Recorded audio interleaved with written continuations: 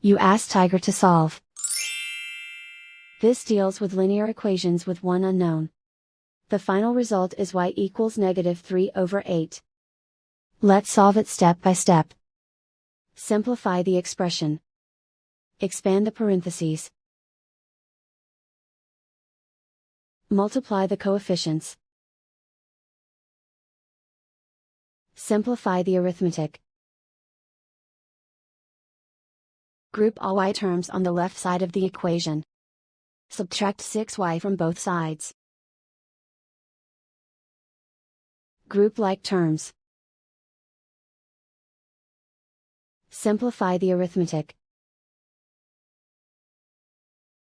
Group like terms. Simplify the arithmetic.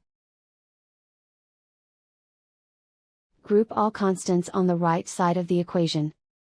Subtract 21 from both sides. Simplify the arithmetic.